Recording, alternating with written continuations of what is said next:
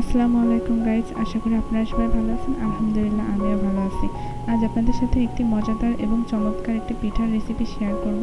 এটি হচ্ছে যশোরের একটা বিখ্যাত পিঠা, যেটা যশোরে তৈরি করা হয় অধিকাংশ সময়। পিঠাটির নাম হচ্ছে ছিট পিঠা বা ছিটা রুটি বলা হয়। এই পিঠাটি তৈরি করার জন্য প্রথমে চালের গুঁড়া আমি ভিজিয়ে রেখেছিলাম। তারপরে সেই ভিজিয়ে রাখা চালের গুঁড়া আমি ব্লেন্ডারে করে ভালো করে মিহি করে নিব। এই চিটপিঠা বা চিটা রুটি হচ্ছে যশোরের ঐতিহ্যবাহী একটি পিঠা। এটা যশোরের মানুষ অনেক পছন্দ করে।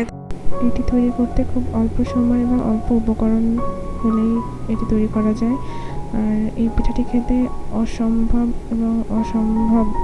সুস্বাদু। অবশ্যই আপনারা ট্রাই করে দেখবেন। আমি ব্লেন্ড করে নিয়েছি। এবার একটি হাঁড়িতে এটি ঢেলে নিব। ঢেলে নিয়ে তার মধ্যে কিছুটা পরিমাণ লবণ দিয়ে দিব, কারণ আপনারা তো জানেন টেস্ট বা স্বাদ ঠিক রাখার জন্য লবণের গুরুত্ব কতটুকু। আমরা পরিমাণ মতো আমাদের সুবিধা অনুযায়ী লবণ দিয়ে নিব। তারপরে এটা মিক্স করে নিব। তার ভিতরে কিছুটা পানি দিয়ে আমরা ফ্রাই প্যান বসিয়ে দিয়েছি, তার ভিতরে তেল ব্রাশ করে নিচ্ছি।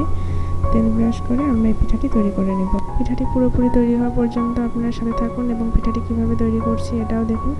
আর আশা করি আজকের রেসিপিটি আপনাদের ভালো লাগবে। আপনারা বাসায় এটা ট্রাই করবেন প্লিজ, অনেক ভালো লাগবে। এভাবে আমাদের সাথে থাকুন এবং লাইক, কমেন্ট এবং সাবস্ক্রাইব করে পাশে থাকুন। ধন্যবাদ।